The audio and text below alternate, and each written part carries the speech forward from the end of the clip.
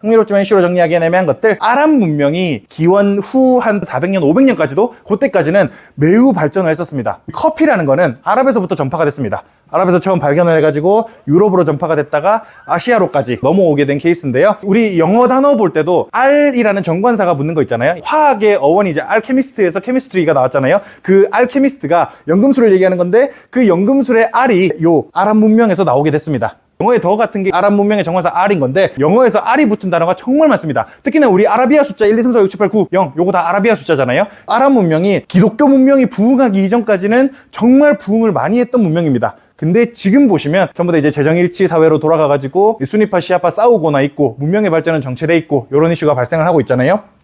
지나친 원리주의가 어떻게 아랍 문명을 다시 원시적으로 회귀시켰냐에 대한 것도 뭐 나중에 기회가 된다면 한번 얘기하면 재밌을 것 같아요. 개인적으로도 관심이 있으시다면 한번 요거를 보시는 것도 되게 재밌을 것 같습니다. 그러니까 종교가 문제는 아니에요. 그 종교를 빌미로 갈등을 부추기는 누군가가 문제인 거지. 언제나 그런 생각을 좀 해봐야 될 것 같습니다. 그리고 최근에 이제 또 라인이 강탈된다는 이슈가 있죠. 네이버와 일본 야후 간에 라인 강탈 시도에 정부가 강력 반발을 했다고 하고 운메가 압박을 유감하고 부당 조치고 강력 대응하겠다라고 얘기를 하고 있는데 제가 보기에는 정부가 나설 일은 아닌 것 같거든요. 문제가 뭐냐면 네이버와 야후가 각각의 지분을 50씩 가지고 있습니다. 라인에 대해서. 라인에 대한 경영은 애초에 일본이 가지고 있었어요. 50대 50이니까 경영은 애초에 일본이 가지고 있는 상황에서 네이버는 지금 돈이 필요합니다. 지금 AI 기술에서 제일 앞서 있는 게 네이버예요. 우리나라에서. 네이버가 가지고 있는 GPU가 고작 1000개밖에 없습니다. GPU 서버가. 근데 페이스북, 메타죠. 메타는 30만 개 갖고 있어요. 그 30만 개 갖고 있는 걸로 부족해서 30만 개 더 사겠대요.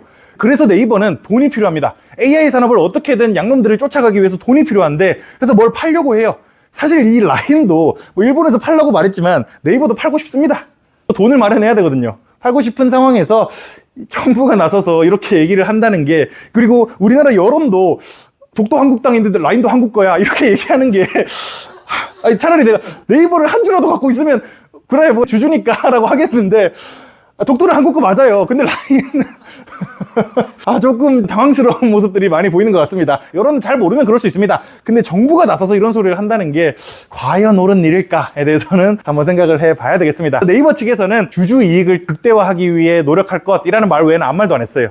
네이버는 이제 상황이 애매해졌어요. 어떡하지? 이런 느낌이 돼버렸습니다. 그래서 이것도 좀 애매합니다. 이거를 왜 국가의 문제로 만드는지를 저는 잘 모르겠습니다, 사실.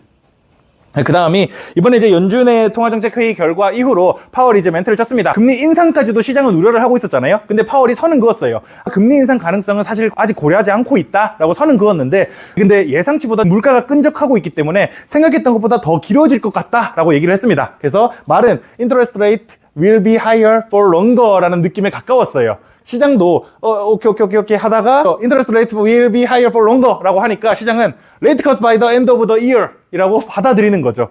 지금 시장 자체가 너무 이 말을 자기들 멋대로 해석하고 있는 상황에 있다라고 말씀을 드릴 수가 있는 것 같습니다. 사실 파월의 입장문 발표나 연준의 정책회의 결과보다 금융을 좀 아는 양놈들이 이 밈을 만드는 게 더 웃기거든요. 그러니까 이것도 웃겼는데 파월이 이쯤 되면 빡치겠다라고 생각하고서 양놈이 만든 밈이 있는데 요즘 AI 기술이 엄청나구나 라고 실감을 한 게 뭐냐면 AI로 합성한 겁니다.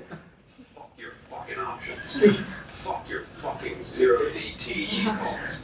Fuck the economy. Fuck inflation. Fuck your soft landing. I am sick of this shit.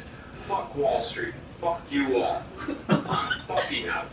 이렇게 얘기하는 게 또 이제 밈으로 돌고 있더라고요. 너무 웃겼어요, 저는.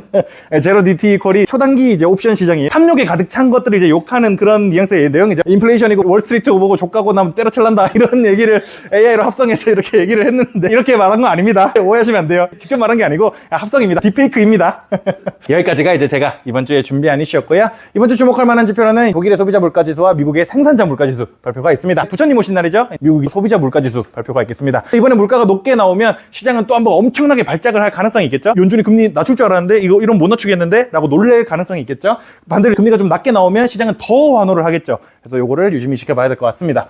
그리고 미국의 소매 판매와 원유 재고, 그리고 일본의 1분기 GDP, 한국의 광의 통화 증가량, 신규 실업수당 청구 건수, 한국의 실업률, 중국의 산업 생산, 그리고 유럽의 CPI, 소비자 물가지수 발표가 있겠고요. 다음 주는 이제 중국의 LPR 금리 발표가 20일 날 발표가 있겠습니다. 그리고 한국의 생산자 물가지수와 영국의 CPI 발표가 있고, 대망의 우리나라의 또 기준금리 결정이 있겠는데 뭐 볼 것도 없이 동결입니다. 이날을 하기에는 아직 시기상조고요. 좀 더 지켜보겠다라는 멘트를 하게 되겠죠. 이창용 총재가 어떤 발언을 할지는 좀 지켜보면 좋을 것 같고, 그리고 이제 또 하나 대망의 중요한 건데, 슈카월드 혹시 보시나요? 또 산율 얘기하면서 출산율 얘기 엄청 하잖아요. 1, 4분기 가계동향 조사가 이날 우리 통계청에서 발표를 합니다. 1, 4분기 출산율이 얼마나 나올지를 또 이제 볼 수가 있게 되겠죠. 2월 거 발표를 봤을 때는 사상 처음으로 2만 명 밑으로 떨어졌거든요.